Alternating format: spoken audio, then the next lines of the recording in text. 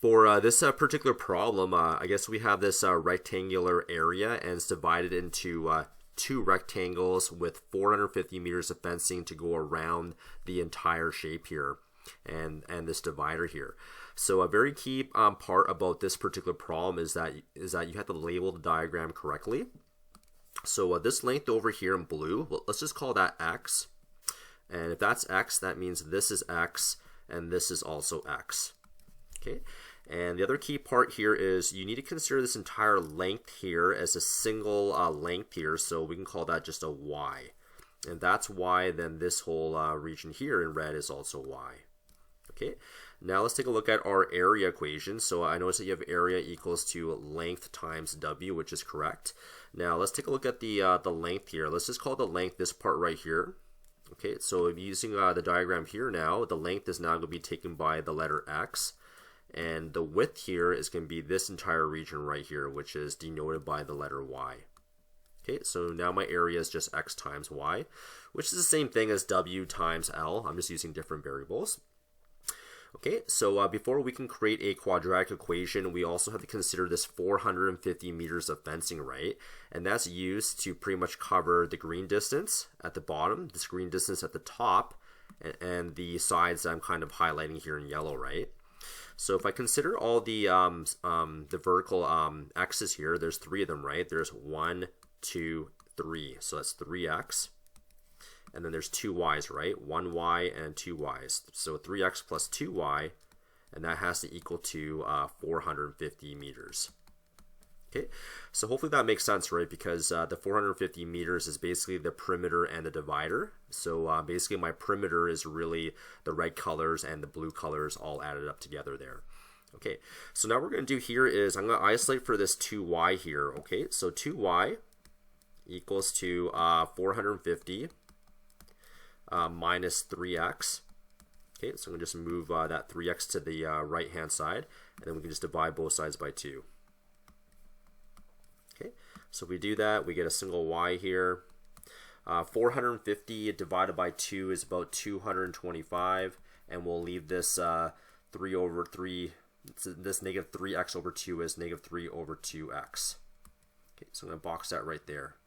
So there's our expression for y, considering the perimeter of 450 meters. And then what we're going to do here is this y right here, which I'm highlighting green, we're going to substitute that for this y over here. So a lot of work to do for this particular question here. I'm going to move to the side now.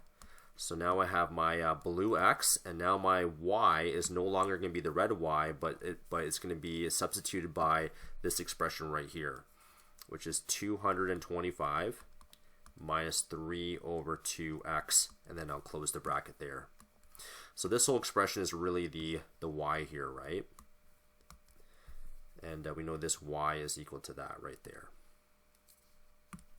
Okay. All right, so now that we've made the proper substitutions, this is good because now we have single variable x's here. And what we're going to do is we're going to distribute this, and then we're probably going to have to complete the square for this particular problem. So if I distribute this, I get 225x.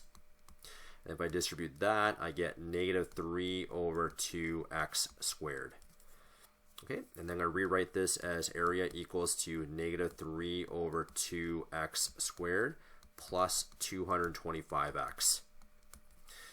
Okay, so this is where I kind of get worried now in the problem, because every single teacher has a different way to complete the square. I had a few other students ask me how to complete the square, and I noticed that my method is totally different from what they were taught in class. So from this step onwards, if your teacher has a very specific way to complete the square, then follow that method. What I normally do is if I have a leading coefficient here, I usually factor that out from the first 2 terms. Okay, so I have a negative 3 over 2, so I'm going to factor that out from the first 2 terms. So when I factor that out, I get an x squared. And then now the trick is, if I have negative 3 over 2, how do I pull that out of 225? Okay, well, since there's a minus sign here, I'm going to put a minus sign here, right there. And basically what you're going to do here is you take your 225 and you multiply it by this 2. And then you divide by 3. Okay, so if you do the math there, 225 times 2, and then if you divide by 3, you should get about 150, and then you have the x there. Okay. Now that's a little bit weird already, but if I go ahead and distribute this, that's going to give me negative 3 over 2x squared. And if I distribute that over there, I'll get positive 225x. So negative 3 over 2 times negative 150 will give you this 225, which is what you need. So that's how you can verify that you factored that out correctly. Okay, so this is where I do my completing the square technique a little bit different from other teachers. I always make this a positive sign next, and I figure out what this sign has to be. And I close this bracket here. And what I do here is I take this number 150, negative 150. You can divide that by 2, and then you square it. Okay, so if you take 150, and if you divide by 2, it's actually negative 150, and you divide that by 2, and then you square it. And if you do that, I get 75, negative 75 times 75, I get positive 5,625. Okay. All right, so now my logic here is I've created this extra 5,625, and if I multiply the negative 3 over 2 with this 5,625, I need to kind of undo that move. So I need to multiply the negative 3 over 2 with the 5,625, and then I get a negative number, so I need to add that back in. So I need to add 8,437.5. Okay, and that's the result of taking 5,625 and multiplying it by this negative 3 over 2. And then I need to have the opposite sign, which is positive 8,437.5. Okay, so before I kind of continue here, let me just kind of make sure that when we complete the square, I have this whole line here that I'm highlighting in yellow. This has to be mathematically the same thing as the previous step. All right, so let me just kind of show you that it is mathematically the same thing by distributing this. If I distribute this, I get negative 3 over 2x squared. If I distribute that, I get positive 225x. And if I distribute this, I get negative 8,437.5. And then finally at the very end here, I have this positive 8,437.5. Notice that these two terms cancel out, and you're left with just this, which is the original step from above. Okay, so I know that was kind of a crash course on how I complete the square. I actually recommend that you should complete the square the way that your teacher taught you, and you should still get the exact same answer as what I will get. And if I just leave that as a coefficient there, I have my x here. Since there's a minus sign here, I have a minus sign there. And then what I do here is I just take the 150 divided by 2, which is 75. And then that will be squared, and then plus the 8,437.5. Okay, so regardless of how you complete the square, this is the answer that you should get in vertex form once you complete the square using whatever method that your teacher taught you. And then from here, I know my vertex is going to be 75, comma, 8,437.5. Okay, so now we got to use this. This is really your x value right here.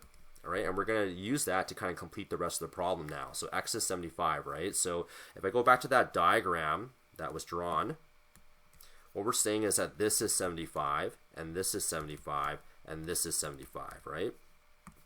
Okay, well, we know that the problem had 450 meters, right? So once we have 450 meters, what we want to do is we want to subtract the 375s.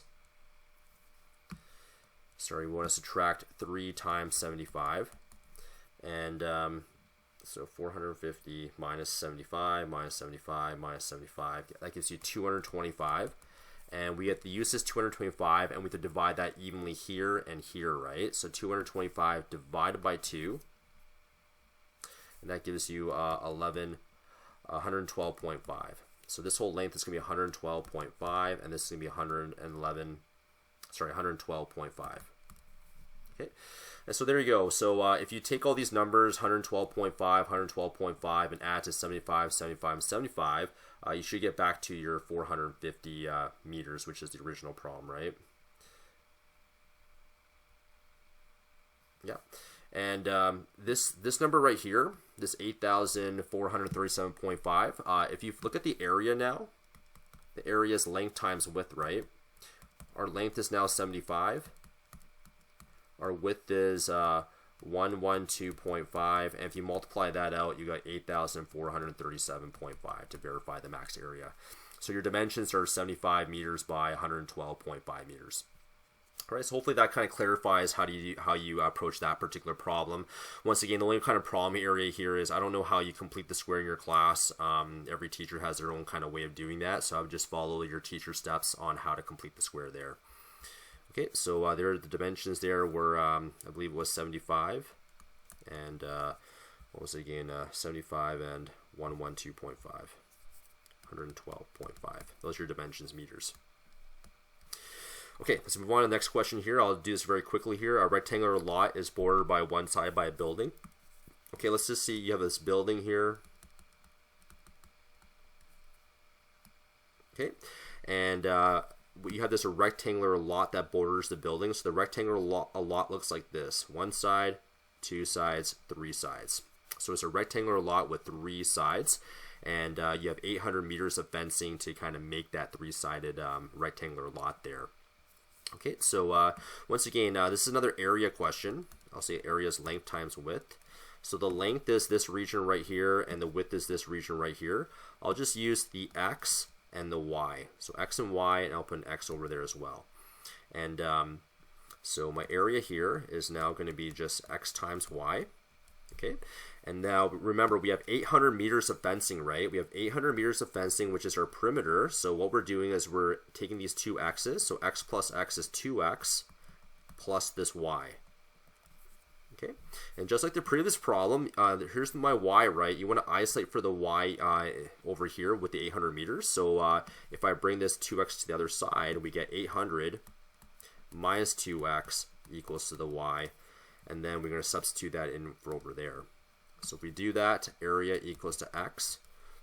And then instead of writing y, I'll put a bracket here. In purple font, I have 800 minus 2x. Okay, so now we have a quadratic function here. So now we need to distribute this. So this will be 800x minus 2x squared, and that's your area. And then I would just rearrange this as area equals to negative 2x squared plus 800x. Okay, so from here on, once again, the problem is I don't know how your teacher completes the square on this particular problem.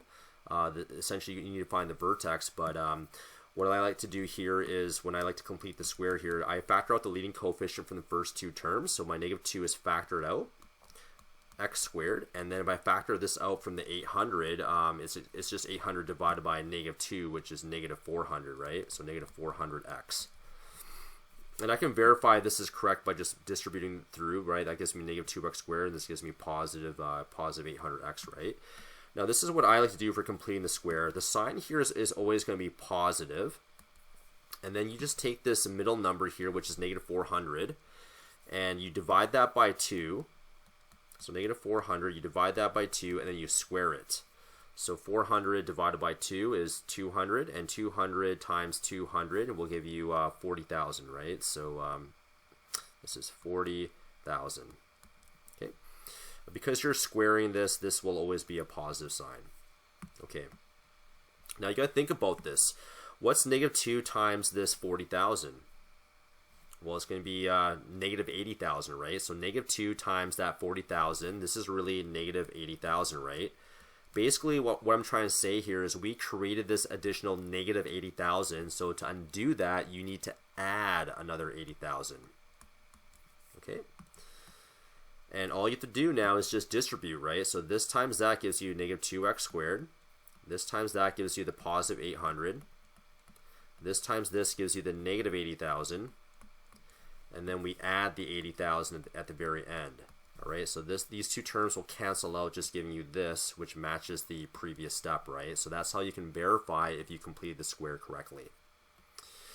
Okay, so once again, just use whatever method that your teacher taught you, and regardless of what method you use, you should get back to this this point right here, where this is 80,000. Okay, so since I have a minus sign here, I need a minus sign there, and then all you have to do is you take that number and divide by 2. So 400 divided by 2 is 200. All right, so there's a few ways where you can get that 200, right? So if you don't want to take that middle number, divide by 2, you can also square root that, and that will give you the 200 as well. Okay, so from here, your vertex is going to be 200, and the y value is going to be 80,000. Okay, and this is your x value right there. Okay, so now let's go back to the diagram here. I believe the diagram looked like this. So x is 200, right? So this is going to be your 200, and that's going to be your 200. Okay, and just remember, we had 800 meters or 800 feet. I can't remember what the units are. 800 meters of material, right? So if we have 800 to start, and we lose the 200s, that means we have 400 left. Okay, so those are your dimensions, 200 meters by 400 meters. And if I take 400 times by 200, that gives me the 80,000 there, right? So this is essentially the 200 times the 400, right? Length times width.